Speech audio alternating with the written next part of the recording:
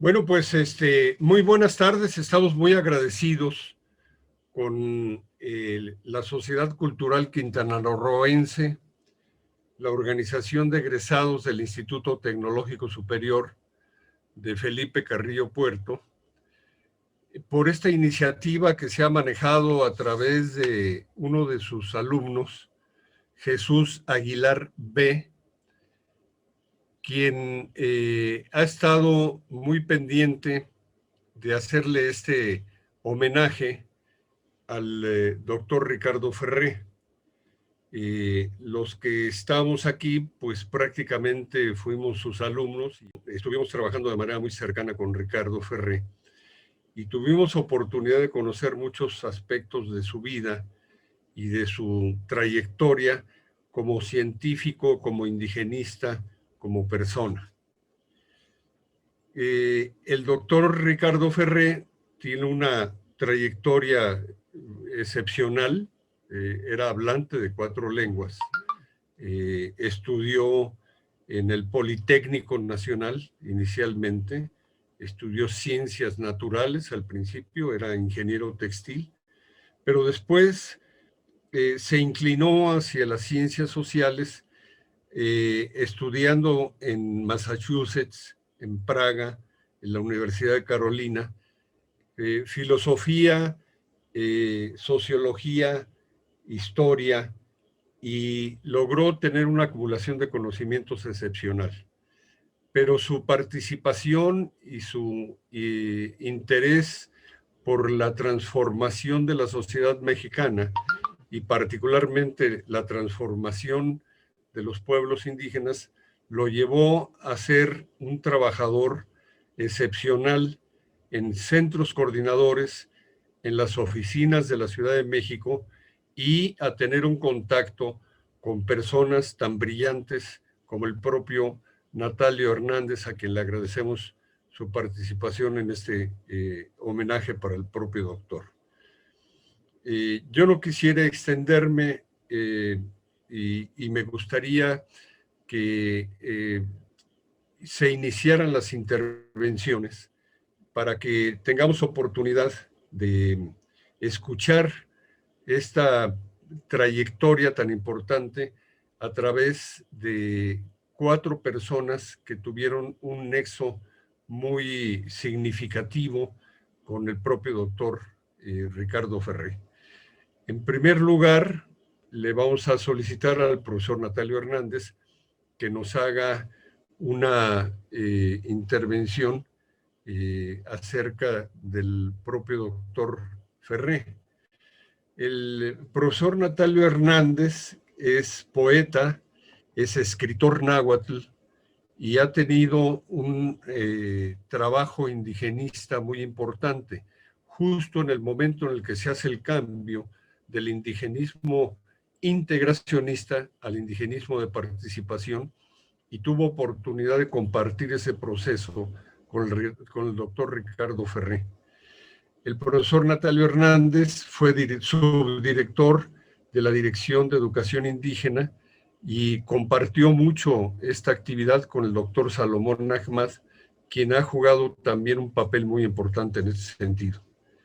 Es muy larga la experiencia también del profesor Natalio Hernández, ha recibido reconocimientos y ha escrito varios libros, pero sobre todo ha tenido este compromiso para con las lenguas indígenas del país.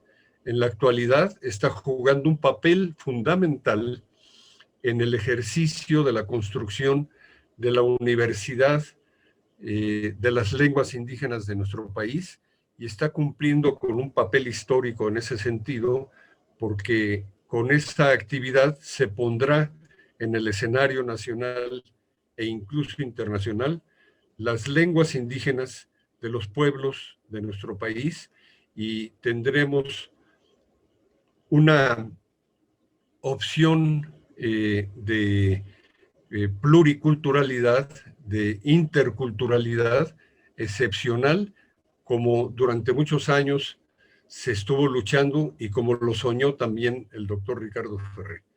Yo le pediría al profesor Natalio Hernández que nos dirigiera sus palabras y le pediríamos su intervención.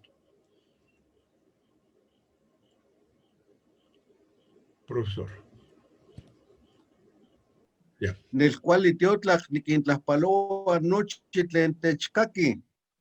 Los saludo a todos nuestros escuchas. Niquintlasocamatilia noyolicniguan Carlos Moreno, Iguaya Eduardo López Calzada, Pampayejuantin, Nechtlatlautije, Manitlasto, Ipan Inin, Itonal Tlaizamiquilis, Ixtlamatini, Ricardo Ferré de Amaré. Agradezco a mis amigos Carlos Moreno, Eduardo López Calzada, la invitación que me hicieron para participar en el aniversario luctuoso del doctor Ricardo Ferré de Amaré. Niquintlaspaloa Tohuampoyohua, Emma Zárate y Guayamarín González, Tlenoquia Techmactilice Inintlastor, Campaquixnestice y Tlastornemilis, Notemachticatzin Ferré de Amaré. Saludo a nuestros colegas Emma Zárate y Marín González, para conmemorar la de mi maestro Ferré de Amaré. Y Caínin Tlastorpehualistle, Tlemoyolitia, y Panonanatlastor, y Panoneltlastor, Nehuat Nikishnestis, Sekensin, y Yolo, Iguanishayak, Notemachticatzin, Ricardo Ferré de Amaré, Tlenquemasentica, Titequitique, Kipia, Ompualigua, Maslakshi, Shiwek, y Pan, Cuestecapantlali. Palabras previas que brotan la lengua náhuatl, haré una breve semblanza acerca del rostro y el corazón de mi maestro Ricardo Ferré de Amaré, enmarcados en el tiempo que juntos trabajamos hace 50 años en la región de las Huastecas. 1. Ricardo Ferré de Amaré, mi primer maestro de antropología. En 1970 me correspondió fundar la Zona Escolar de Educación Indígena en la Sierra Hidalguense de Tlanchinol. En aquel momento yo tenía escasamente 23 años. Contaba con 2 años de experiencia como supervisor de maestros bilingües y también con el título del Instituto Federal de Capacitación del Magisterio. Llegué a Tlanchinol con un grupo de 30 jóvenes que contaban únicamente con estudios de educación primaria, hablantes de la lengua náhuatl, recién capacitados como maestros bilingües para atender a niños de educación preescolar que en aquel momento se denominaba grado preparatorio. No existía todavía el concepto de educación preescolar en comunidades indígenas. Nuestra llegada en aquel municipio, enclavado en la sierra del estado de Hidalgo, subsanó en gran medida la carencia de maestros para atender las comunidades que se encontraban prácticamente abandonadas. Para ilustrar esta situación, compartiré una breve anécdota. Cuando empecé a visitar las escuelas en donde trabajaban mis compañeros maestros bilingües, las autoridades municipales me aconsejaban: profesor, no vaya a esos lugares, allí viven gentes salvajes, lo van a matar, no hablan español, no tienen caminos, ellos transitan por senderos peligrosos, hay muchos riesgos, usted va a exponer su propia vida. Estas eran las palabras de las autoridades del municipio. A pesar de estos prejuicios y recomendaciones por parte de las autoridades del municipio, empecé a visitar las escuelas atendidas por mis compañeros maestros bilingües. Efectivamente, la única manera de llegar a las comunidades era a pie, con un recorrido de 2 o 3 horas, las más cercanas. Y lo que encontré fue un profundo agradecimiento de parte de las autoridades y padres de familia de las comunidades, quienes reiteraban una y otra vez su reconocimiento porque por fin tenían un maestro que no necesitaban pagar ellos mismos. Con esta experiencia, al cabo de 3 años, fui nombrado director regional de educación indígena de las Huastecas, como parte de la sección de educación del Centro Coordinador Indigenista de Huejutla Hidalgo, que el doctor Ricardo Ferré de Amaré fundó en 1973 por mandato del Instituto Nacional Indigenista, institución que las comunidades indígenas nombraban familiarmente como la INE, ¿no? En los pueblos era la INE, no era el INE.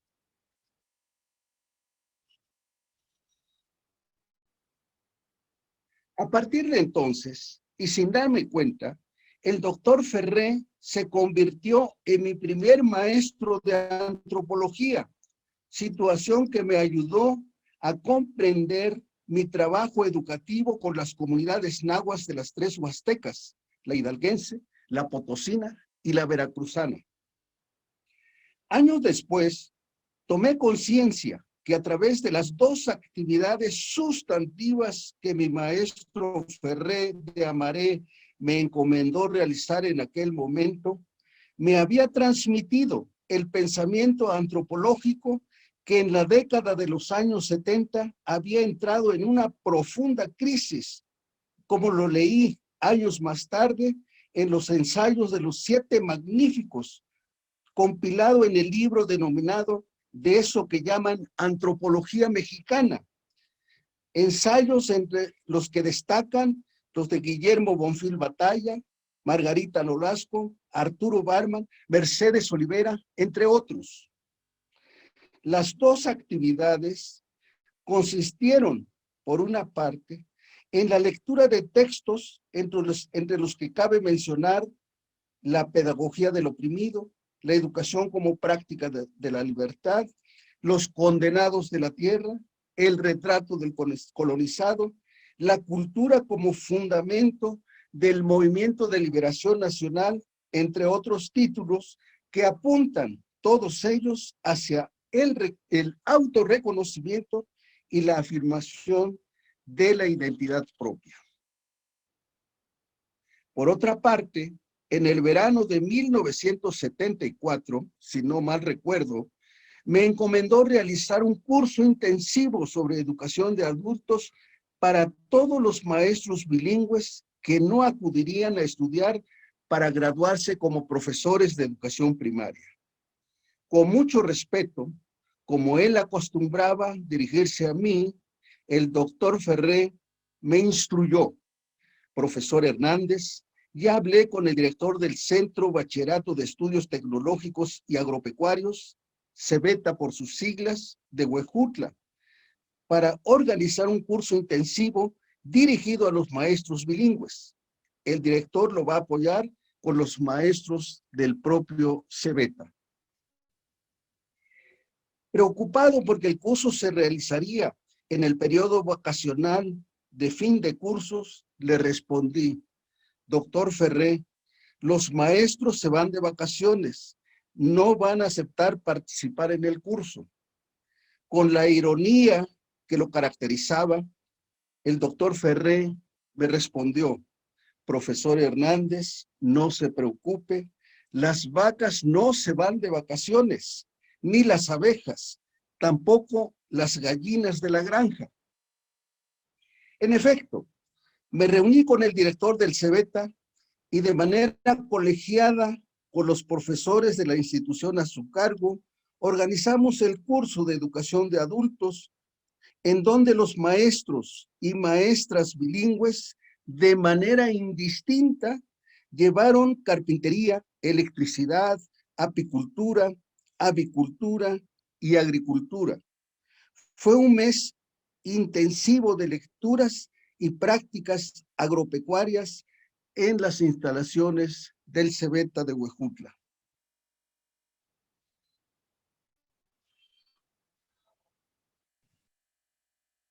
Al final del curso intensivo, los maestros bilingües participantes expusieron sus trabajos y en la ceremonia de clausura, además de comentar su experiencia y sus aprendizajes para promover el desarrollo de sus comunidades, cantaron el himno agrarista en presencia de las autoridades del municipio de Huejutla, que, como es de entenderse, la presidencia estaba en manos de un ganadero terrateniente de la región. Como pago, entre comillas, de este atrevimiento por propiciar la toma de conciencia de los maestros bilingües, fui concentrado a las oficinas centrales de la entonces Dirección General de Educación Extraescolar en el medio indígena de la SEP, en donde inicié otra etapa de mi vida profesional como asesor técnico bilingüe de la dirección mencionada y como primer presidente de Nechcolistle Tlenahuatlatoa Masehuatlamaxtiani. Esto significa Organización de Profesionistas Indígenas Nahuas, Asociación Civil, OPINAC, por sus siglas, que creamos en diciembre de 1973. 2. Ricardo Ferré de Amaré, educador.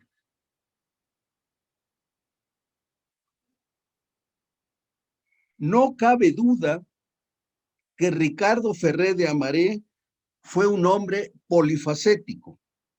Estudió y comprendió los distintos aspectos del pensamiento y conocimiento humano. Su versatilidad en el conocimiento y sentido común para emprender acciones prácticas y concretas así lo confirman. Por eso, no solo promovió entre los maestros bilingües de la Huasteca el estudio de la teoría pedagógica de Paulo Freire a través de su obra La educación como práctica de la libertad,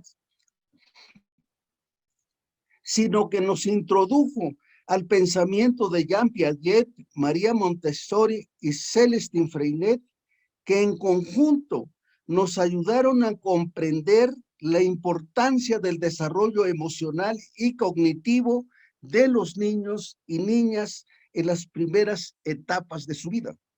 De manera específica, con su asesoría personal, establecimos 2 centros piloto en Atlalpa y Chililisco, comunidades completamente monolingües en lengua náhuatl en aquel momento, ubicadas muy cerca de la ciudad de Huejutla. Estos 2 centros funcionaron como escuelas de demostración de una educación activa y creativa, a partir de los principios pedagógicos de María Montessori y Celestin Freire. Los resultados del aprendizaje de los niños que tenían como lengua materna el náhuatl fueron verdaderamente sorprendentes. Su capacidad de discernimiento y su autoestima fueron notables. Con mi salida repentina de Huejutla, como ya lo he comentado, ya no supe el destino que tuvo esta experiencia educativa, innovadora y avanzada para su tiempo. Años más tarde, mi maestro Ricardo Ferré volvió a tener contacto conmigo. Para entonces yo me encontraba, como ya he dicho también, como presidente de la Organización de Profesionistas Indígenas Nahuas, OPINAC. El objetivo del encuentro fue para compartir los documentos que contenían la demanda de una educación bilingüe bicultural, español-inglés, que los hermanos chicanos demandaban en el contexto de la sociedad norteamericana. A partir de esta información, en el seno de la OPINAC empezamos a analizar la demanda en el mismo sentido de una educación bilingüe bicultural referido a las lenguas y culturas indígenas de nuestro país. Este tema fue el eje central de las discusiones y propuestas del primer Encuentro Nacional de Maestros Indígenas Bilingües que se realizó en el territorio de los hermanos Yaquis de Bicam, Sonora, en mayo de 1976. El doctor Ferré se convirtió en el principal gestor para conseguir los autobuses que transportaron a los delegados provenientes de los distintos puntos de la República, principalmente de la península de Yucatán, Chiapas, Oaxaca y el centro del país. Las conclusiones del encuentro fueron presentadas al candidato del PRI a la presidencia de la República, José López Portillo, quien afirmó que los maestros bilingües le entregábamos no solo las demandas, sino un programa de acción encaminado a fortalecer las lenguas indígenas de nuestra nación. Como corolario de este apartado, quiero comentar que con la realización del primer Encuentro Nacional de Maestros Indígenas Bilingües, culminó la etapa de alfabetización en lenguas indígenas y castellanización que se inició durante la administración del presidente Lázaro Cárdenas y comenzó la etapa de la educación bilingüe bicultural como una conquista de los pueblos indígenas cuyo desarrollo está a cargo de la Dirección General de Educación Indígena de la SEP desde su creación en septiembre de 1978. 3. Encuentro final con mi maestro.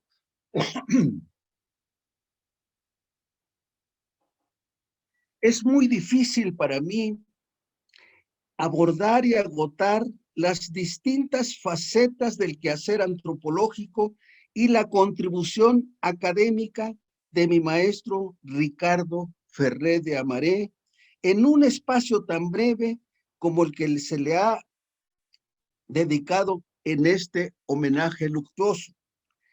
Terminaré mi participación recordando que después de aquel momento histórico del Encuentro Nacional de Maestros Indígenas Bilingües, ocurrido a mediados de la década de los 70, prácticamente perdí todo contacto con él. Recordaré brevemente que al cursar los 3 semestres,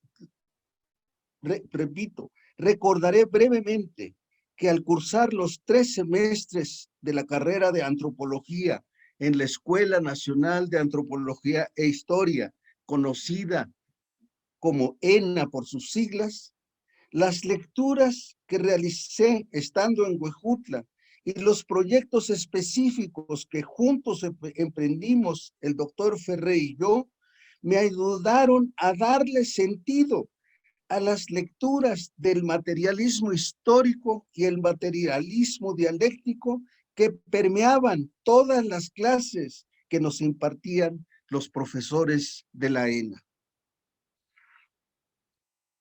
Si la memoria no me traiciona, puedo decir que la última vez que nos vimos el doctor Ferré y yo fue en el año 2000, es decir, hace 20 años. En la central de autobuses de la ciudad de Oaxaca, de Tlaxcala, perdón, en la ciudad de autobuses, en la central de autobuses de la ciudad de Tlaxcala. Sus ojos burlones, penetrantes y pícaros volvieron a brillar como cuando nos conocimos en la Huasteca, en Huejutla, Hidalgo. Platicamos durante todo el trayecto de Tlaxcala a México. Llegando a la central de autobuses, me dijo, profesor Hernández, lo invito a comer para seguir platicando. Como buen sibarita del vino y de la comida, me invitó a uno de los restaurantes del centro histórico de la Ciudad de México. Pasamos mucho tiempo conversando, reviviendo los distintos momentos de la lucha de los pueblos indígenas y de los avances y retrocesos de la educación bilingüe bicultural, hoy educación intercultural bilingüe para todos los mexicanos. Con el tiempo comprendí que este encuentro no fue casual ni fortuito, más bien fue la despedida de mi primer maestro de antropología, un hombre que amó profundamente a México, que se negó en gran medida a plasmar en los libros de antropología y en la academia su propio pensamiento para la lucidez y el prestigio personal. Apostó, en cambio, por la transformación social de México, para que los pueblos indígenas tuvieran un papel protagónico a través de sus propios cuadros técnicos y profesionales para imaginar y construir su propio proyecto de desarrollo, su propio destino, su propio porvenir. Por eso ahora comprendo mejor que ayer su actitud cuando en Huejutla, Hidalgo, me mostró la invitación de la Universidad de la Sorbona para desempeñarse como profesor investigador de aquella casa de estudios que él rechazó. En aquella ocasión me dijo convencido: querido profesor Hernández, mi trabajo está aquí con los campesinos de la Huasteca. Ellos me necesitan más que los alumnos de la Sorbona de París en Francia. Y para honrar su memoria, como poeta, otra de las cualidades poco conocidas de mi maestro Ferré de Ambaré, deseo entregarle como ofrenda floral un fragmento de la poesía de Nezahualcóyotl, que dice: Axcan quimati no yolo, niscaqui incuica, niquita inxochet, amo nisnequisquia maixpolihuica. Al fin lo comprende mi corazón. Escucho un canto, contemplo una flor. Ojalá nunca se marchite. Muchas gracias por escuchar mis palabras.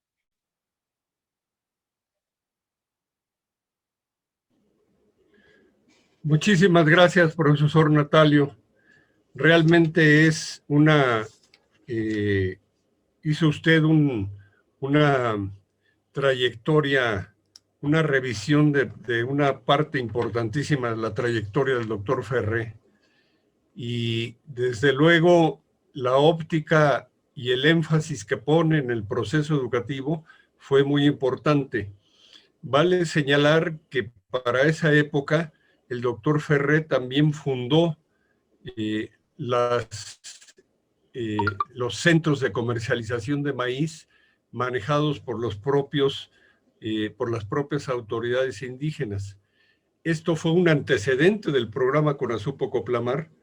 Fue muy importante para el programa Conasupo Coplamar porque las tiendas de maíz que se ponían en lugares estratégicos, en mercados estratégicos, permitieron abatir los precios de los productos básicos y permitieron darle un rudo golpe a la actitud depredadora que muchos caciques manejaban con ese producto básico.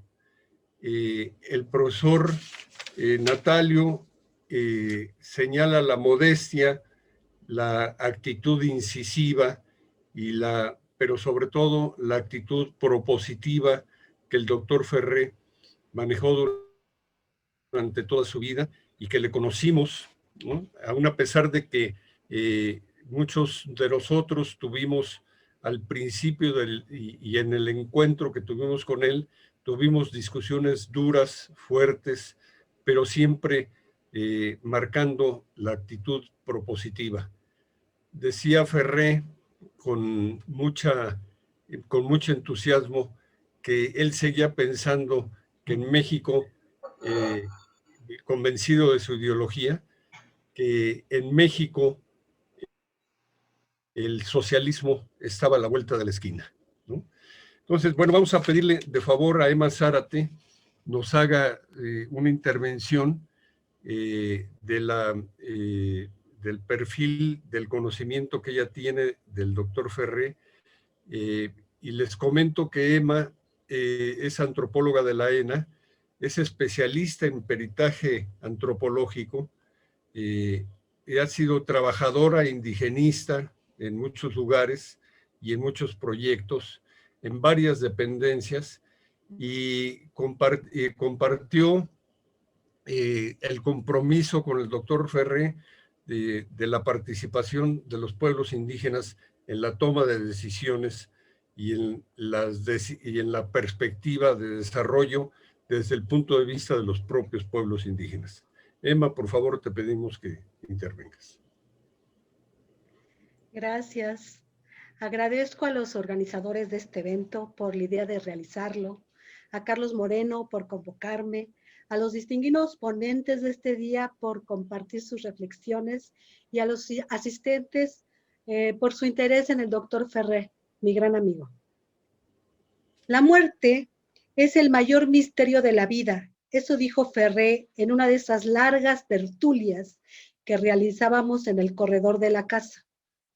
Como él no creía en la reencarnación, ni en otras vidas, y mucho menos en la resurrección, el Averno era la respuesta a muchas de esas aseveraciones fulminantes, al Averno.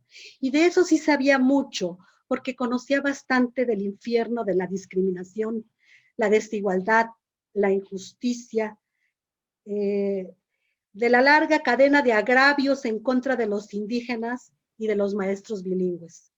Sí, él tenía un archivo privado de experiencias del infierno y bueno, después de esos diálogos se recobraba la serenidad, al menos por un rato, mientras echaba un trago.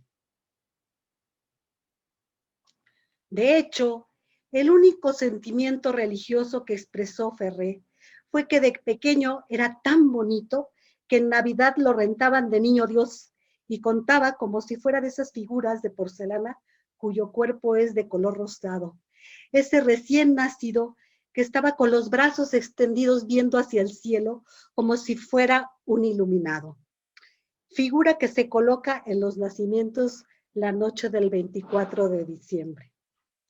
Para él era normal abordar la muerte como tema de conversación, porque para Ferré era un asunto cultural, que lejos de evadirlo como hacen muchos por temor o prejuicio, él lo abordaba como quien conversa de la primavera.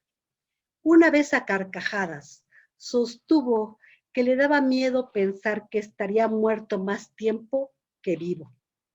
Con frecuencia formulaba tremendas preguntas relacionadas con este tema. Un día platicó que le preguntó a su querida hija pequeña cuando tenía apenas 4 o 5 años, ¿qué opinaba de la muerte de la mamá de Nemo? Ferré señalaba que envejecer es mirar para atrás o caer para adelante. Y efectivamente, un día con asombro descubrió que ya no era joven cuando intentó bajarse de un camión de palomita y no logró correr lo suficientemente rápido, de tal manera que rodó por el pavimento como 3 metros como si fuera una canica. La casa donde solía conversar con Ferré estaba ubicada en un paraje denominado La Encantada, en el municipio de Guayapan, Oaxaca. Al paraje se le llamaba así porque ahí se encontraba un ojo de agua, lo que daba pie a que hablara sobre la cantidad de mitos cuyo origen son los manantiales. Él tenía la intención de escribir un libro de las leyendas universales sobre el agua. Ferré refutaba, esa era su esencia. Decía que todas las verdades, si acaso, son provisionales. Todo le causaba curiosidad y uno de sus grandes placeres era recorrer las librerías de viejo del centro de la Ciudad de México. ¿Quién sabe qué le causaba más goce? Si encontrar un libro o devorarlo. Bueno, no creía ni que Cristóbal Colón descubrió América en 1492 y con frecuencia hablaba de un autor llamado Menzies, cuyo título es 1421, donde se demuestra que 18 años antes del descubrimiento, Colón tenía un mapa de América. Incluso se dice que su capitán de barco conocía ese documento. Ferré, junto con el autor, se cuestionaba cómo se descubre un sitio del que ya se tiene mapa. Así era el maestro Ferré. Además de contagiar sus dudas y compartir sus lecturas, se divertía viendo las caras de asombro de los demás. Conocía muy bien la obra de Daniel Sada, premio Javier Villorrutia. Sostenía que su prosa era inconfundible. Y sí, también dijo que era un escritor que tenía una narrativa novedosa, dirigida a lectores no convencionales. Léelo, es una joya literaria, decía. Le interesaba Sada porque lo deslumbraba su experimentación literaria, su juego verbal, por los puntos de vista del narrador, los avisos que hacía al lector, los diálogos, la puntuación.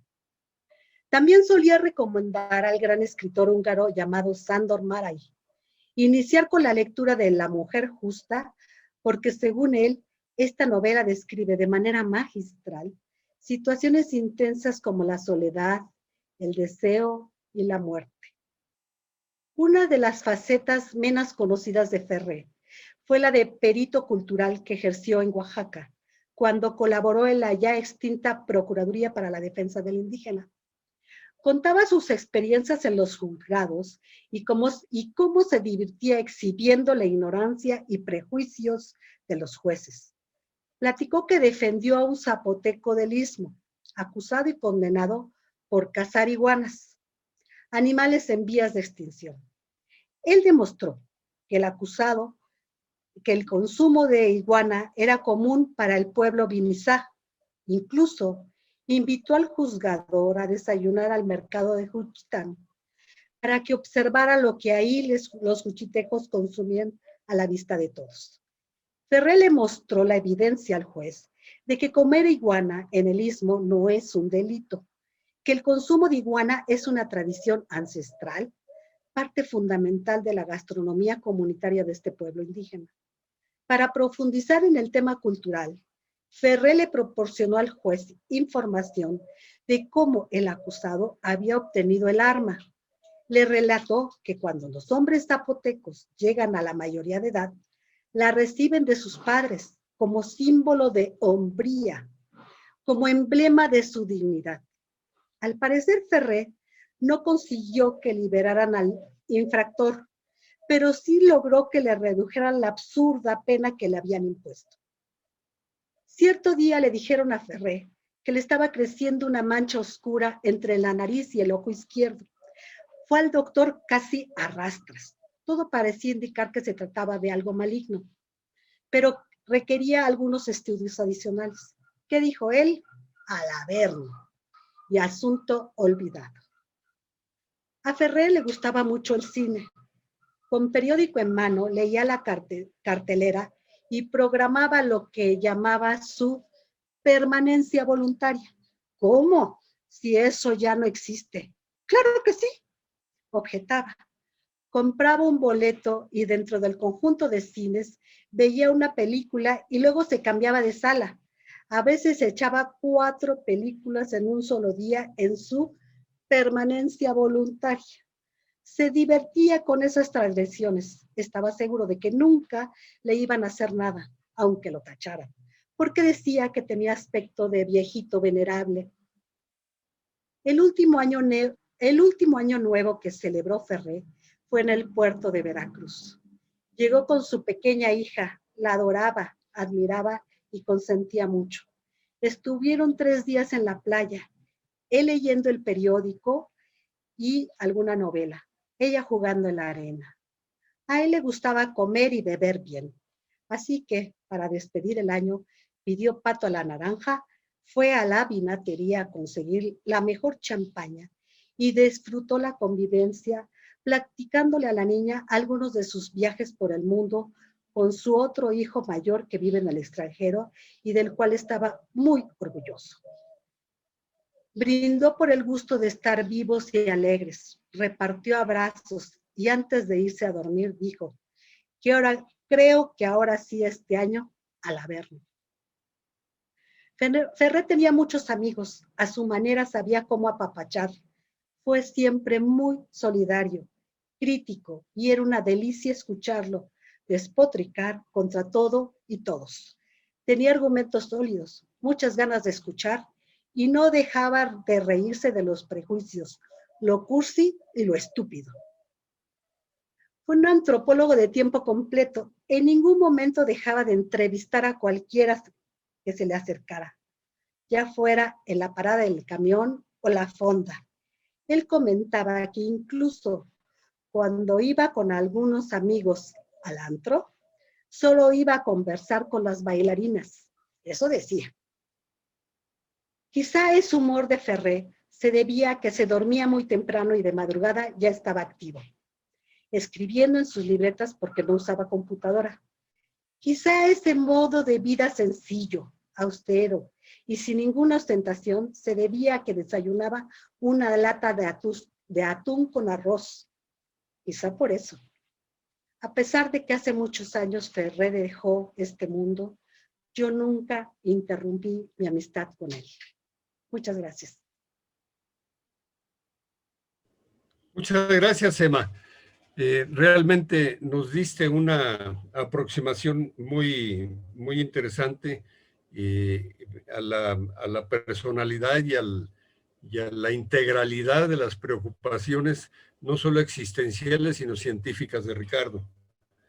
Me recordaste la vez que presentamos un libro de Carlos Inchaustegui que se llama Los pequeños relatos para Cristina III, que es en donde Inchaustegui relata sus andanzas como indigenista de a pie, como decíamos, como decimos todavía, de los que no usaban camioneta, y como bien comentó el profesor Natalio, había que caminar 6 horas, 8 horas para llegar a los pueblos a platicar con la gente.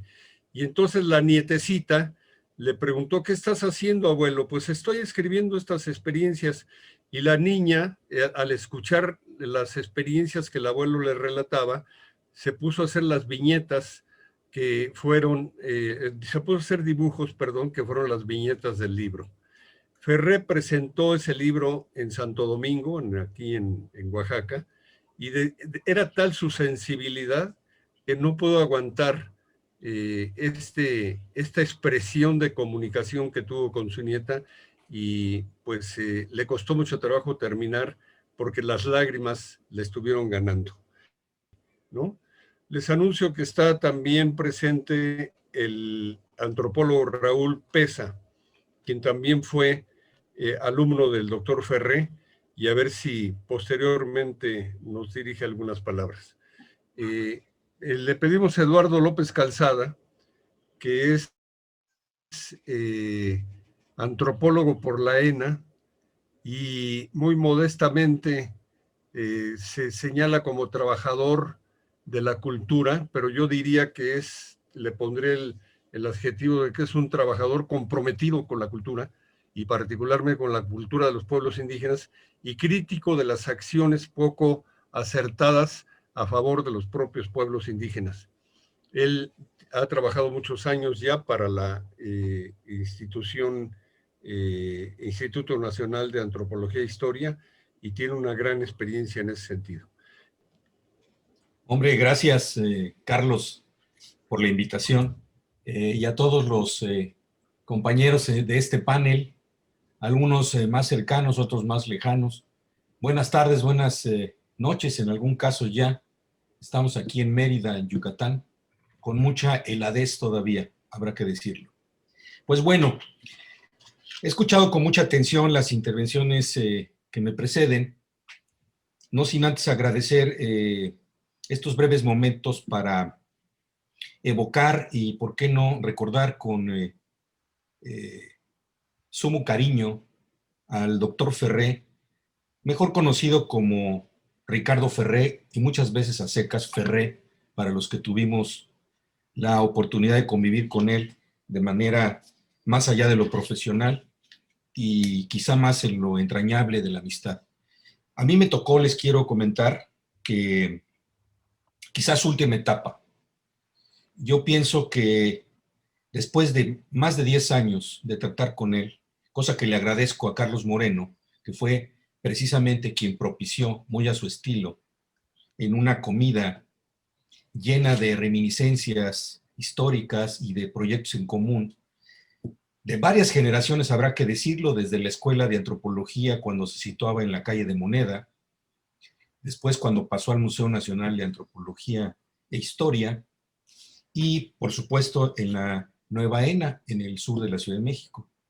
Por supuesto que él tuvo que trabajar con varias generaciones en circunstancias distintas y en problemáticas distintas. Fue un hombre más que de su tiempo, y en esta última etapa de su vida, en estos 10 últimos años aproximadamente, yo nunca fui alumno de él, por obvias razones.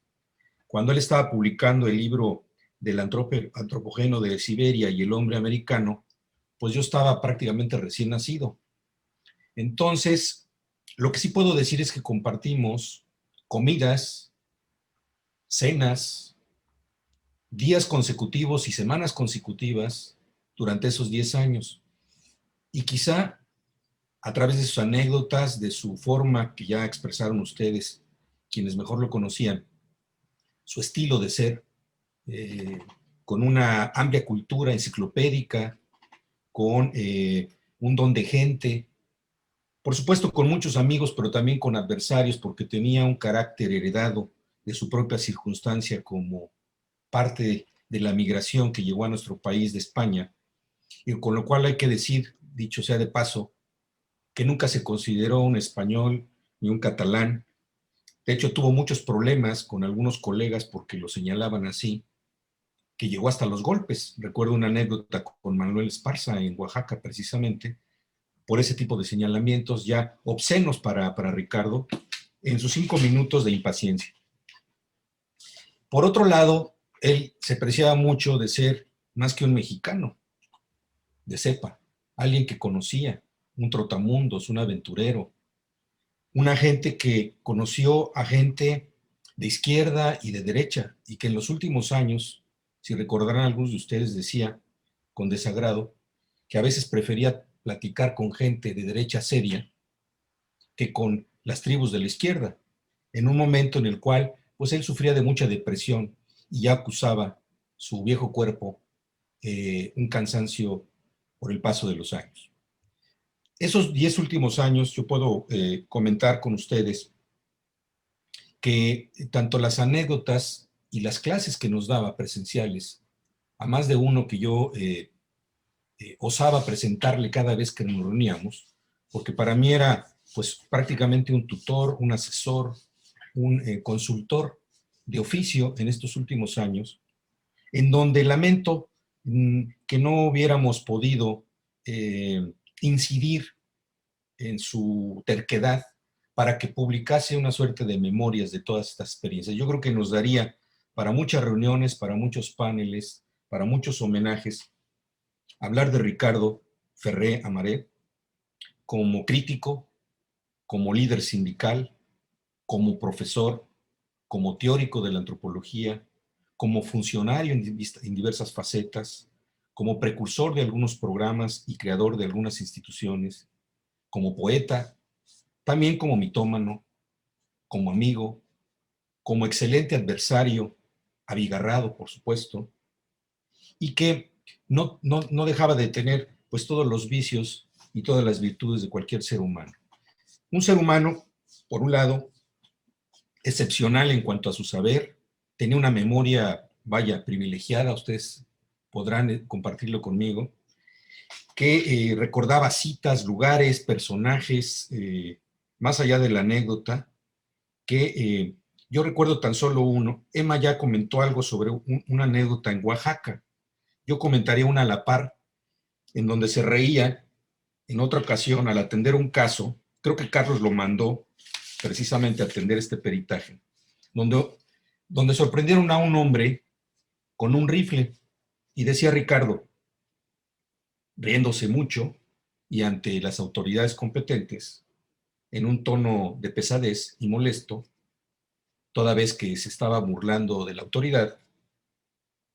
Primero, porque el hombre no era indígena, decía Ferré, era un mestizo. El rifle que portaba pues era una escopeta hechiza de tubo, tipo carabina 30-30. Bueno, eso era parte del mito. Y de las que se usaban en la Revolución. Ferré agregó en su dictamen que el peligro de que este hombre se le escape es que el venado se vaya. Pues para meterle una bala, yo creo que era más fácil que se lastimara con la escopeta corta. Finalmente se determinó en ese caso, según Ferré, con un tono jocoso y riéndose cada vez que contaba esta anécdota, que el fusil debería estar en tal caso en un museo de Lina y el hombre tendría que estar libre por autonomacia. Pues ese era Ferré. ¿Qué más les digo? Ferré, el amigo, en estos últimos años vivió en casa de un hermano mío en esos duros años recuerdo por ahí del 2005, antes de invitarle, o más bien de que él se invitara a Morelos, al Centro INA Morelos, porque esa es otra grandiosa anécdota. Yo tenía que tomar posesión en el Centro INA Morelos en el 2005 y Ricardo Ferré llegó antes que yo. Y muy a su estilo, me dijo, te tengo un parte. Digo, ¿cuál parte, doctor? El parte era hacer toda una etnografía prácticamente de los investigadores que cohabitaban ese Centro INA, algunos muy destacados como Miguel Moraita, como en paz descanse otro profesor, Ricardo Melgar, recientemente fallecido, como Norberto González Crespo, un arqueólogo destacado, en fin, la pléyade de investigadores de ese Centro INA, que evidentemente sintieron el fustigamiento de la mirada tenaz de Ricardo, en un tono, pues, más que academicista y en su lenguaje, que verdaderamente hizo que se convocara un Consejo Nacional de Investigadores, Regional de Investigadores, solicitaran una primera reunión con un servidor para que les explicara qué hacía ese señor chaparrito y pelón, que se parecía más bien a Nikita Khrushchev, porque estaba haciendo demasiadas preguntas en torno a la biografía y al trabajo de estos sendos investigadores. Así era Ferré, así llegó a Morelos, y así pasó sus últimos años en el Centro INA Morelos. Evidentemente, yo podría continuar describiendo. Imagínense ustedes si multiplicásemos esas sendas comidas y, por supuesto, con buenos tragos durante 365 días al año, probablemente 300, si les gusta, pues son bastantes lecciones y no habría memorias que pudieran integrar toda la experiencia de Ferré. Se llegó a ser incluso amigo de mi padre en Oaxaca. Compartieron de manera muy respetuosa, eran prácticamente de la misma edad y compartían del mismo pan y del mismo vino. Sus tardes en Oaxaca, recuerdo también, eran prácticamente hasta agotar. Nos cansaba a todos, pero él no se cansaba. Se iba a la casa de mi hermano, dormía muy pocas horas y era capaz de estar al día siguiente a las 7 de la mañana para buscarse un café y encontrar con quién platicar o con quién pelearse, a ver qué decir. Cuando yo lo conocí, pues ya era una persona adulta, de muy mal humor. Tratábamos de contener ese mal humor con conseguirle buenos contrincantes, porque si algo apreciaba él era la buena charla, inteligible y menos intrascendente, que le permitiera pues, desplegar todas sus baterías, todo su saber enciclopédico, todo su anecdotario, y por qué no decir también muchas historias que verdaderamente pues, me parecían absolutamente literarias, ¿no? Más al estilo de una buena novela, o incluso hacedor de poemas. Pocos saben que también Ricardo tenía por ahí algunos poemas, pues que no le gustaba compartir con cualquier amigo, ¿no? En fin, en este marco de anécdotas, de referencias, también hay que recordar la parte más o menos seria y riesgosa que tuvo Ricardo. A mí me contó un día una anécdota con Marta Lamas, que tuvo que solicitarle a su exmarido, así lo entiendo, su nombre no lo recuerdo, que le ayudara a dos líderes del 68 a guardarse en casa de ella. Por supuesto, no podía estar ahí y tuvo que buscar Marta Lamas a una amiga de apellida Fourier, me parece, que les diera hospedaje a estos líderes del 68.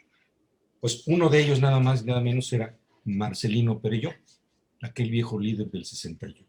Pues ese era Ricardo, un tipo controvertido, un tipo de, insisto, de su tiempo, un vago profesional, un hombre muy ilustrado, viajado, como decía Carlos, hablaba varios idiomas, con una sensibilidad punto y aparte, y siempre habrá que decirlo para completar esta descripción, yo me quedo con el Ferré juguetón, con el Ferré amigo, con el Ferré de la anécdota, de la buena charla, de la buena conversación, porque al menos yo sí le aprendí mucho y parte de lo que hoy soy como antropólogo, como funcionario o como un simple trabajador de la cultura, como dice Carlos, que me gusta a mí que me mencionen así, pues lo extrañamos mucho y lo extraña mi familia y lo extrañan mis colaboradores y he de decir que cada año en el altar de muertos en donde hemos estado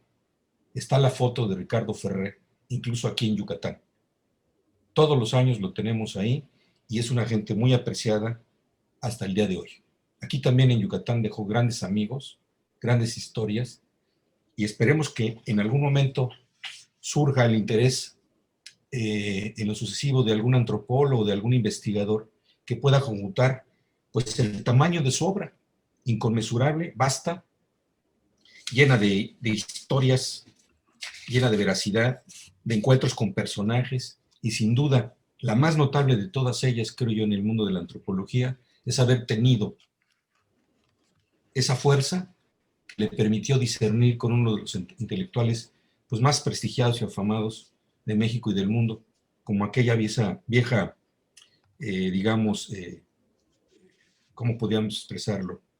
Ese viejo escarceo con Octavio Paz, recordarán ustedes, y que pues le hizo de muchos adeptos, pero también de muchos adversarios, hasta el último día de los días en los cuales vivió Ricardo Ferré.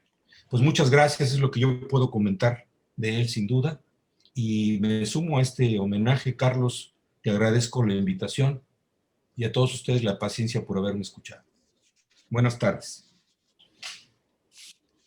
Muy bien, muchas gracias, Eduardo. También has hecho una revisión muy interesante de las posturas que Ricardo manejaba en determinado momento. De hecho, existe un trabajo que incluso muy amablemente el profesor Natalio me hizo favor de regalarme una copia o de prestarme el trabajo, que se llama El trabajo y los días. Como puede verse, es un trabajo pues bastante voluminoso, ¿no? En él se hace una recopilación en donde se plantea, leo los subtítulos, ¿no? O los parágrafos, el retrato del duende, lo que escribió de antropología, lo que hizo en educación, el desarrollo regional, por una política autogestionaria de las minorías étnicas, las incongruencias metodológicas en la encuesta sobre la sucesión presidencial, contra la depredación y la contaminación de nuestros ríos y mares. Jugó un papel muy importante en la Secretaría de Pesca, organizó pescadores y hizo cosas muy importantes en donde dejó de reproducir la actitud inmobiliaria que maneja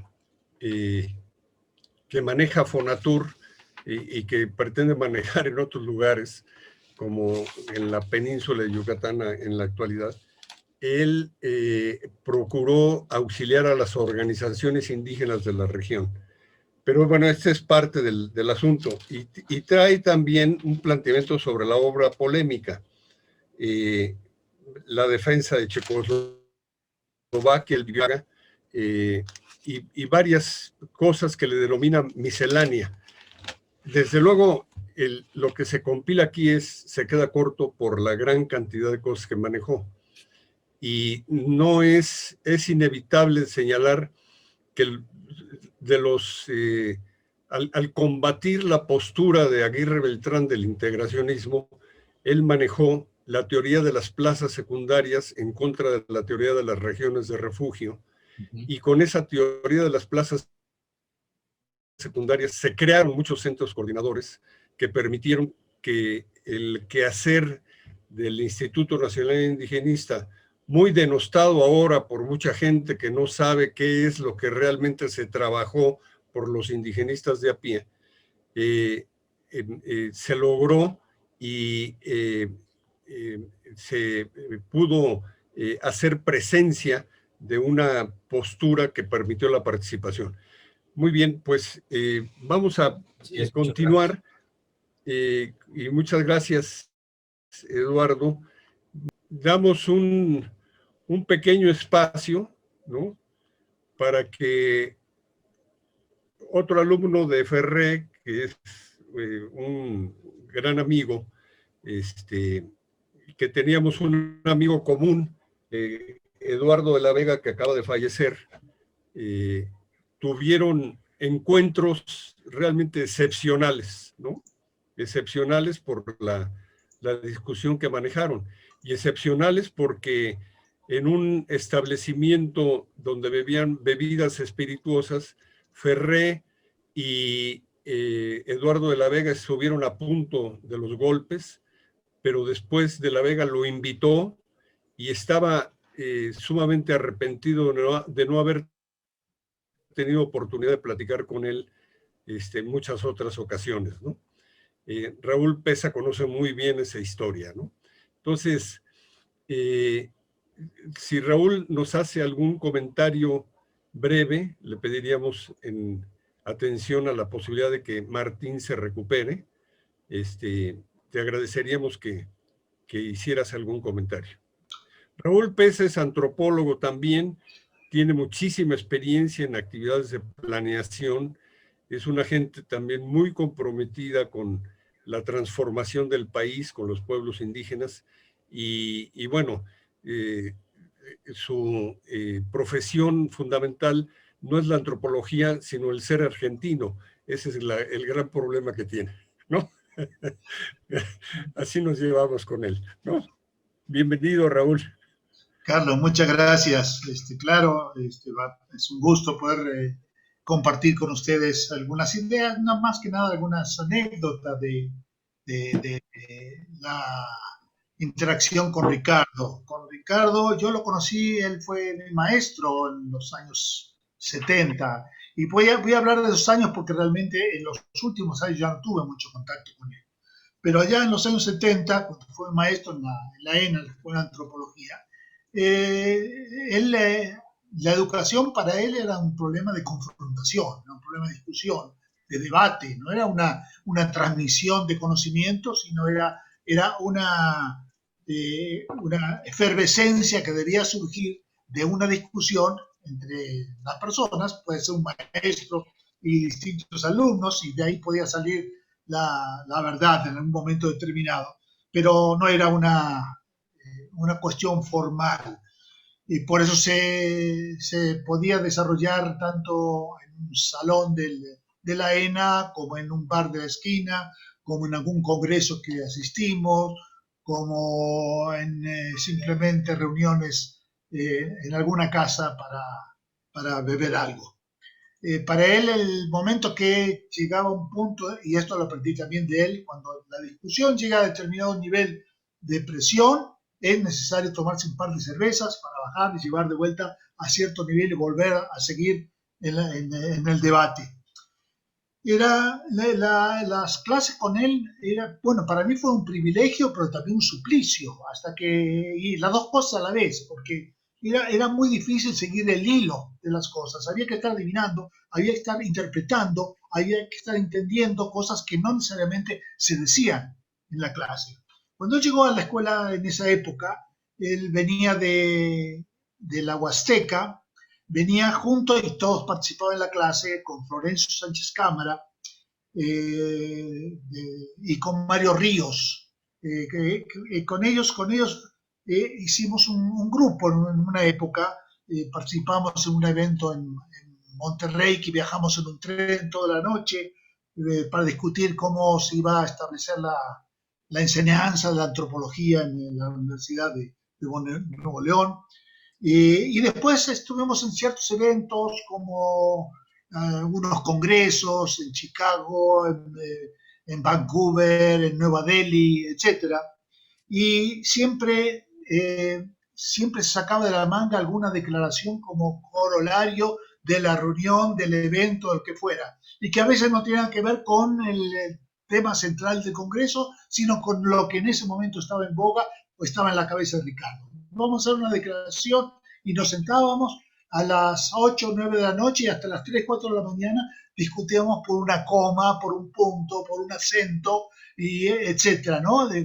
Cada quien tenía que aportar algo, porque era imposible salir de cualquier evento sin una declaración formal. ¿Sí?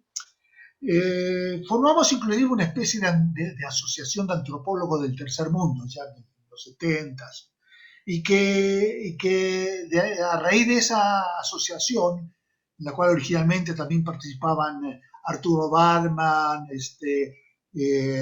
Stavenhagen, etcétera, ¿no? Todas las eminentes figuras en aquella época.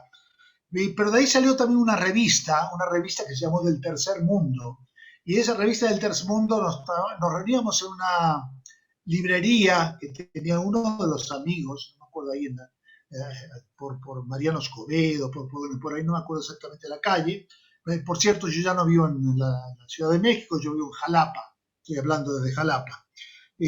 Pero esa revista participó gente como Juan José Arriola, se incorporó cuando llegó a su exilio Rodolfo Puigros, que había sido el rector de la Universidad de Buenos Aires, y que fue muy bien recibido dentro del grupo, así como otra gente que venía de otros países. En esa época, una cantidad enorme de eminentes exilados que llegaron a México y enriquecieron mucho este grupo, y que inclusive creo que en alguna época también Natalio Hernández tuvo de alguna vinculación con todos ellos.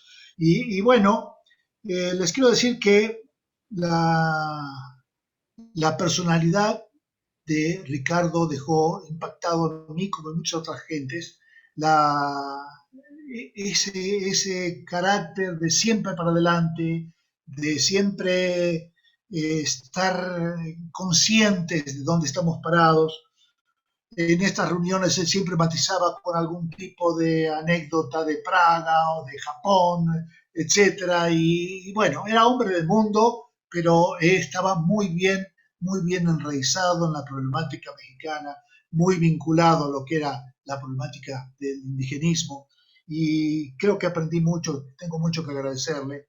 Y fui muy corto, así que debía hacerlo. Agradezco mucho esta oportunidad, te agradezco mucho, Carlos, esta invitación.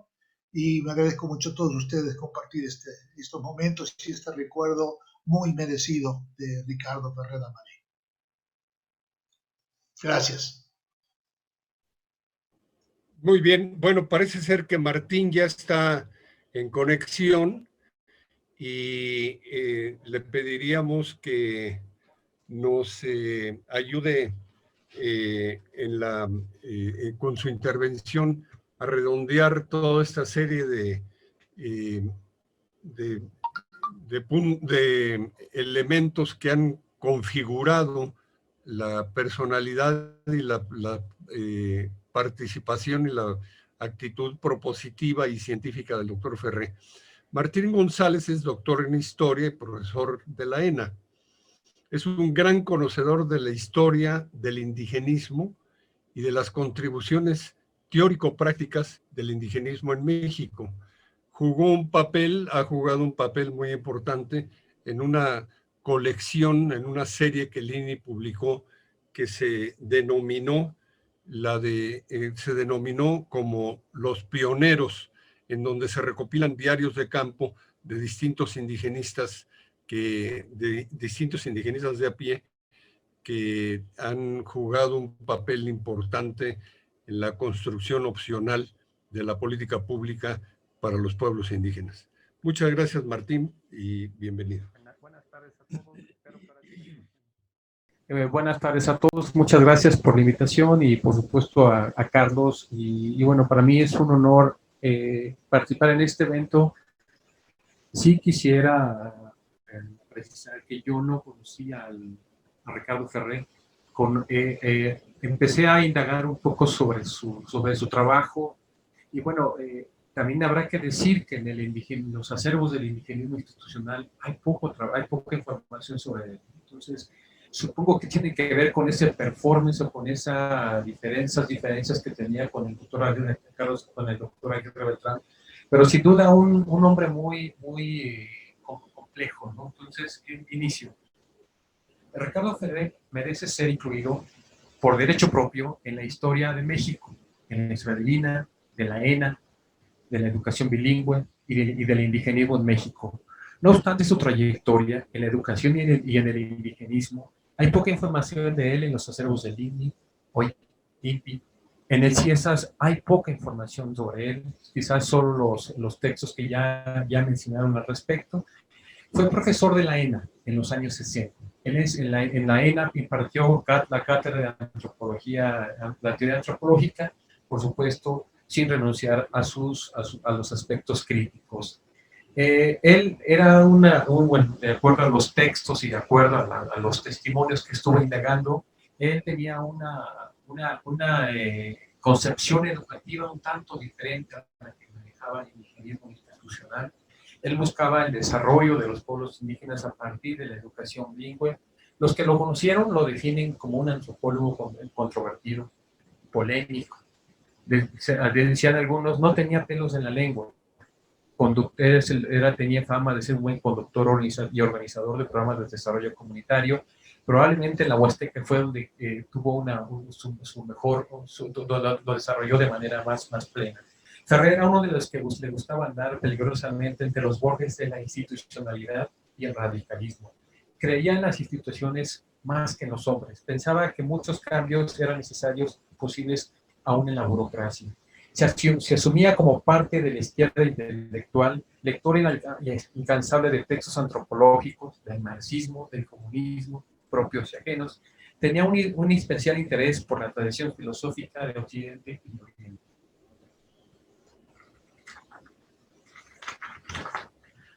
Ferré llevaba al mismo tiempo, siempre se planteó la idea del marxismo crítico, como ya lo señalaron los anteriores ponentes, como el que se encontraba a la vuelta de la esquina. El marxismo siempre estaba presente en sus memorias desde su estancia en Praga, donde realizó estudios doctorales y mantuvo estrechas ligas con Karel Kosit, teórico en la dialéctica de lo concreto. No, le gustaba estudiar los textos europeos, sobre todo el modo de producción asiático, los cuales los divulgó a través los divulgó en sus cátedras. Mantuvo una relación con el filósofo Elie de Gortari, autor de La ciencia y la lógica. También, como la mayor parte de los de su época, en los años 60, padeció la persecución y se mantuvo en algunos momentos en la clandestinidad. En el movimiento del 68 ante la ominosa búsqueda las amenazas del régimen de Díaz Ordaz. Ahí fue donde ya, como contaba el colega anterior, conoció a Marta Lamas, al esposo de Marta Lamas, que ella cita en sus memorias. Dice: una noche Ricardo Ferré de Amare, un amigo de mi marido, llegó a casa a plantearnos si podíamos esconder en nuestro departamento a unos líderes del Consejo Nacional de Huelga. Mi marido se negó, pues consideraba que era ponerse en riesgo como profesor universitario. Su reacción me desconcertó. De ahí que mi matrimonio se derrumbó. Y bueno, más adelante en los testimonios que yo fui encontrando a partir de la obra de Ferré, los que lo conocen dicen que recordaba mucho ese performance provocador contra Gonzalo Aguirre Beltrán, y que lo orilló a renunciar a su cargo que tenía en el INPI, previendo las iras de su director. En coordinación con dos jóvenes antropólogas disfrazadas de vaqueras se aproximaron a la mesa segundos antes de que don Gonzalo iniciase su conferencia magistral sobre el indigenismo en México. Las jóvenes colegas, al decir de Ferré, desplegaron en líneas unos muñequitos indígenas al ritmo de la exposición del autor de las regiones de refugio. Ellas disparaban sus pistolas de fulminante y hacían caer a una de las figuritas. Operación lúdica y simbólica, no solo de contradecir, sino de poner en evidencia los límites del indigenismo integracionista, en que al menos indígenas, de que menos indígenas habría que celebrar que haya más mexicanos. También es conocido que Ferrer se integró a las redes del exilio latinoamericano, conoció y estableció amistad intelectual con Rodolfo Puigros, un historiador marxista, y también tuvo una estrecha relación con Carlos Inchausti. Y por decirlo menos, también él tuvo un gran interés por la pedagogía relacionada con el método de introducción a las poblaciones marginales y explotadas por la educación indígena en México y en los centros coordinadores indigenistas de los años 60 y 70, que actuaban como agencias regionales del Instituto Nacional Indigenista para llevar a cabo el programa de desarrollo indígena. Él planteaba que los centros coordinadores en la región, sobre todo de la Huasteca, fundado en los 70, debería ser este instrumento, este organismo para promover el desarrollo, pero sobre todo a partir de la educación bilingüe. Por decirlo así, debería mantener y sobre todo debería de disponer de los recursos necesarios para trabajar con aguas, con los huastecos y por supuesto con los mestizos.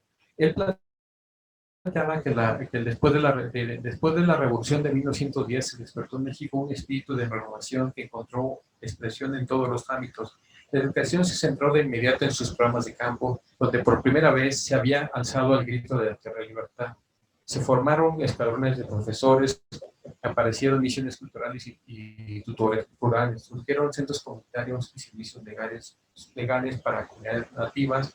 Hace mención de los logros y objetivos de la educación indígena en las últimas décadas de los años 60. Él planteaba la necesidad de nombrar personal bilingüe en las escuelas, la introducción de programas intensivos de la educación primaria, la creación de talleres para atender las necesidades básicas de la producción regional, la selección de alumnos mayores de 4 años de comunidades nativas. Reiteraba que la educación no es un absoluto que puede entenderse independientemente de su contexto. Es parte integrante de las transformaciones sociales que se producen a medida de los objetivos que persiguen, en el caso del desarrollo de las propias comunidades indígenas. Proponía la idea de vincular la acción de aquellos años aislados de los centros coordinadores con las comunidades y planteaba la necesidad de desarrollar los proyectos promotivos, pero sobre todo partiendo de la asesoría técnica de los centros coordinadores de la región huasteca, del Instituto y del Instituto Nacional, que era parte de la política de Lili en aquellos años. Habrá que señalar que en la década de los 70 y de los 60 y 70 en México del siglo pasado existían en México dos tendencias sobre la manera de llevar la educación: los que abogaban por la castellanización y los que planteaban la idea del monolingüismo, lo cual por supuesto hubo una discusión y él fue parte de esto. Y bueno, lo que él planteaba en sí era que la educación tenía que ser integral, tenía que haber, y sobre todo que tenía que plantearse desde la educación básica, y tendría que ser una educación cívica, bilingüe y cultural, pero sobre todo partiendo de materiales para la formación de los estudiantes. Asesorar y informar en pleno ejercicio de los derechos humanos, civiles y políticos, y sobre todo promover el uso de técnicas de capacitación en producción, mercadeo y organización del trabajo. A grandes rasgos es lo que yo pude encontrar de Ricardo Amare, y lo que planteaba Carlos y lo que han planteado los anteriores ponentes. El reto es integrar la obra de Ricardo Ferrer en algo como lo que se ha hecho con las producciones de los pueblos indígenas, ya sea en antropología o independientemente del nombre que se le dé. La obra de Ricardo Ferrer debe ser parte no solo del indigenismo institucional, debe ser parte de la historia de la Escuela Nacional de Antropología y algo que los estudiantes de la antropología mexicana deben conocer. Yo le comento que yo imparto la clase de antropología mexicana en la licenciatura de historia, y solo hasta el semestre pasado incorporé la evaluación de los centros coordinadores indigenistas, que es el trabajo que él, en estos 7 ensayos que se publicaron, pero que realmente en la ENA los colegas en la actualidad no conocen el trabajo de Ricardo Ferrer, ya sea por omisión, ya sea porque es un antropólogo incómodo o fue un antropólogo incómodo. Conversando con algunos colegas, sobre todo de la vieja guardia de la ENA, señalan que en algún momento lo despidieron porque era un antropólogo incómodo. que era muy controvertido en sus comentarios en sus clases, pero que también era muy agudo. Y eso en su momento causó cierto problema. Y bueno, repito, aparentemente fue despedido en la ENA, ¿no? Porque los estudiantes no eran capaces de entenderlo. Yo creo que hubo otras situaciones ahí, más que los alumnos no entendieran.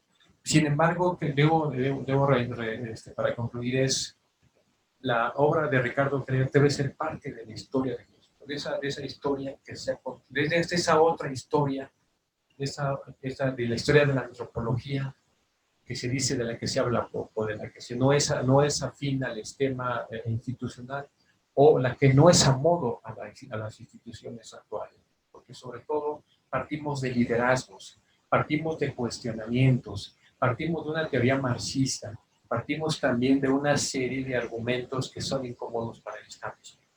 Muchas gracias. No, pues, muchas gracias, Martínez. Muy interesante tus comentarios, porque efectivamente aquí lo que se está manejando es una presencia y una memoria que, pues, como lo estamos viendo y como lo estamos compartiendo en esta tarde, es más oral que escrita, es más de referencia anecdótica que a partir de lo que él pudo haber escrito, y que, bueno, su obra escrita también es significativa, pero desgraciadamente poco conocida. Él tenía efectivamente una actitud muy directamente, abiertamente incisiva en contra de determinado tipo de personajes. Yo me acuerdo, muy rápidamente lo refiero, cuando lo conocí en la casa de campo del Proyecto Cholula. El Proyecto Cholula, el antropólogo Miguel Mesmacher había querido hacer algo similar a lo que integró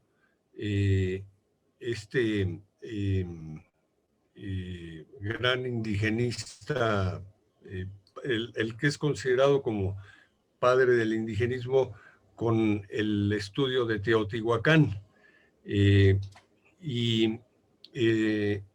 Cuando me encontré con él en el comedor, allí en la casa de Cholula, me decía: ¿tú qué estás haciendo aquí? Y yo le decía: bueno, yo vengo con Daniel Cassés para hacer el trabajo lingüístico de la región. Íbamos a hacer un trabajo de lingüística. Yo acababa de entrar a la escuela de antropología, estoy hablando del año 67, y entonces me dijo: pues dile a Chinchón Arad, que le hacía Daniel Cassés, que todo el que entre en esta casa se tiene que poner de acuerdo conmigo, ¿no? Y lo retó a golpes incluso, ¿no? Fue en la discusión que se tuvo un día en la casa, la situación se puso tensa de tal manera, porque, bueno, él había invitado a los brujos de las orillas del Popocatépetl, ¿no? de las poblaciones del Popocatépetl, a comer, y estos llevaron un pulque bendito, un pulque al cual le habían hecho cierto tipo de rituales, nada más que el ritual ejerció en Ferré la exacerbación de su actitud agresiva hacia Daniel Cassés, ¿no? Ese era parte del esquema de Daniel, ¿no? Antes de que avancemos, yo le voy a pedir, de favor, todavía tenemos un poco de tiempo, son 6:32, llevamos prácticamente hora y media. Le voy a pedir a Jesús Aguilar B., que fue maestro, que fue alumno de Ferré como maestro del Instituto Tecnológico Superior de Felipe Carrillo Puerto, de la población del municipio de Felipe Carrillo Puerto, que nos haga favor de dirigir algunas palabras, y si tiene algún comentario que hacer, sería sensacional, ¿no?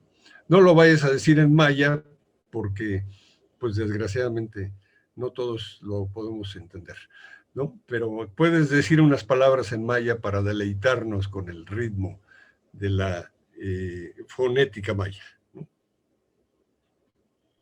Vamos a platicar un rato con el maestro Natalio, él en náhuatl y yo en maya. Eso. Achkimakimbol, Vila, Tank Askesh, Ukaba, Umeya, maestro Ricardo Ferré de Amari.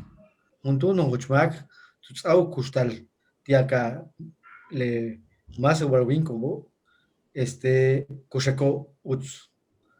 Buenas noches, amigos. Me siento muy contento y la verdad, esto de la SICBAL que nosotros organizamos el día de hoy, grandes personajes como Natalia Hernández, Raúl Pesa, López Calzada, Martín y Emma Zárate, pues nos han deleitado con la vida y obra del maestro Ferrer. Como ustedes dicen, lógicamente no había una cuestión de que él quisiera o que, que él quisiera estar dentro de los estudiosos allá en la cuestión de que estuviera en libros, que estuviera en fotos, que estuviera en muchas cosas. Era un hombre demasiado prudente, era un hombre demasiado tranquilo. Hablar del doctor Ricardo Ferré de Amaré Navarro es hablar del maestro, compañero, amigo, cómplice de un sinnúmero de momentos inolvidables en nuestras vidas. Lo conocimos en Felipe Carrillo Puerto, Quintana Roo, en la última etapa de su vida. Lo conocimos en el año 2000 en Felipe Carrillo Puerto. Estaba laborando en el Instituto Tecnológico Superior de Felipe Carrillo Puerto. Mucho antes había laborado en la Universidad Autónoma, en la Universidad de Quintana Roo y en otros trabajos en el estado de Quintana Roo. Allí estuvo laborando a invitación de su amigo Ángel Gallegos Martínez. El maestro Ricardo era un hombre de un pluralismo cultural y multilingüe, un personaje que se desempeñó como un mexicano de tiempo completo. El lema que enseñaba a los estudiantes del tecnológico era la que él aprendió en su carrera de ingeniero textil, la cual era la técnica al servicio de la patria. Eso nos enseñaba ahí a cada momento y a cada momento nos repetía que tendríamos que servirles nosotros los técnicos a la patria. Era muy inquieto y estudioso del área de las técnicas y humanidades. En sus enseñanzas era un personaje polémico, antagónico, crítico. Nos platicaba que le tocó la represión, estuvo en el cárcel de Recumberri con el maestro Gilberto Balán Pereira y platicaba con mucho entusiasmo sus habilidades, su arte de manejar y dirigir esos asuntos para salir de las problemáticas. El maestro Ricardo era un hombre callado, muy observador.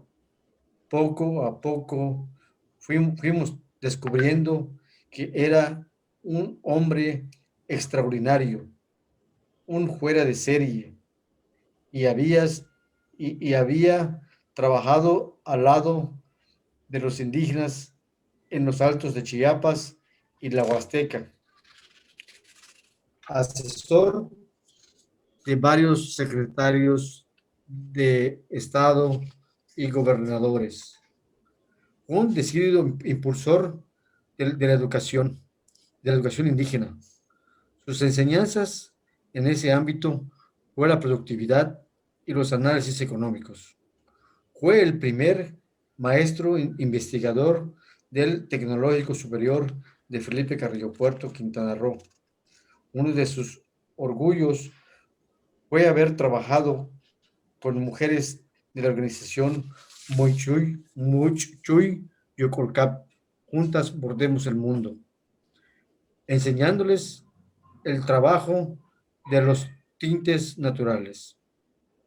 Al maestro, al amigo, que siempre nos enseñó los pros y los contras de la vida. Un fuerte abrazo, esté donde esté.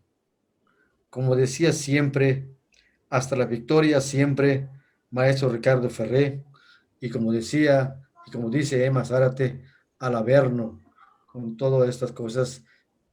Si ahorita nos estuviera escuchando, nosotros aquí estuviera diciendo al Averno con todo lo que ustedes están diciendo. Entonces, esto es mi participación, compañeros, y me dio mucho gusto este homenaje al doctor Ricardo Ferré. Es un hombre excepcional. Muy bien. Muy bien, muchas gracias, Jesús, por tus palabras. No solamente sentidas palabras, sino también pues agradecerte nuevamente como promotor del homenaje que tuvimos oportunidad de integrar y que de manera insistente habíamos medio platicado, pero que gracias a tu persistencia esto pudo avanzar, ¿no? No sé, estoy viendo a Grisel Gómez, Julquín, no sé si hay alguna otra persona que pudiera tener intervención. Estoy viendo a Grisel Gómez en la pantalla, pero a lo mejor hay alguna otra gente que pudiera o que tuviera interés en hacer algún comentario breve sobre su trato, sobre su encuentro con el doctor Ferré. Yo igual lo conocí ya en los últimos años, fue mi maestro también, una gran persona en lo personal. Bueno, y como mencionaba la maestra, la profesora Emma Zárate, así como lo describió, era así. O sea, él no tenía pelos en la lengua. Él te decía las cosas de frente. Un señor muy ilustrado en varios sentidos y de un carácter fuerte a pesar de la altura, decía él. Era un señor muy grande en ese aspecto. Entonces, lo que puedo decir de él. Muy bien, muchas gracias, Grisel. ¿Alguna otra persona quisiera intervenir? ¿Hay alguna otra persona más? No, en pantalla no veo más, pero no sé si Julquín tenga registrado algún otro, alguna otra gente. Tengo un comentario en la página del Facebook de Magali Navarro. Dice, sin duda alguna conocerlo en la última etapa de su vida y compartir con él un breve tiempo como compañera de trabajo, pero sobre todo compartir con el ser humano como vecinos, fue un gran regalo de la vida para mí y mi familia. Esas tardes en las cuales salimos a platicar a las puertas de nuestras casas fueron excepcionales. El gran orgullo y amor por su hijo mayor y por su pequeña hija era más que evidente. Gracias, doctor Ferré, por todas sus enseñanzas. Magali Navarro, desde el Facebook.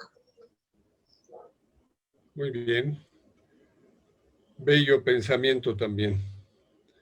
Muy bien, pues si no hay ninguna otra intervención, entonces agradecemos nuevamente a Julquín Chablé, a Jesús Aguilar, y a la Sociedad Cultural Quintanarroense, así como a la Organización de Egresados del Instituto Tecnológico Superior de Quintana Roo, de Felipe Carrillo Puerto, Quintana Roo, la posibilidad de haber compartido esta tarde la memoria de un hombre que es un personaje cuya presencia,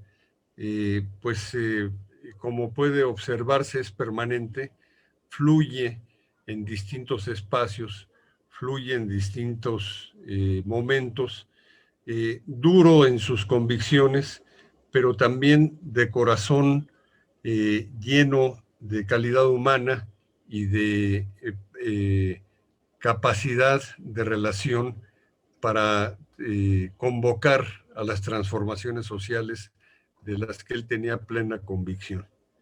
Muchas gracias, profesor Natalio Hernández.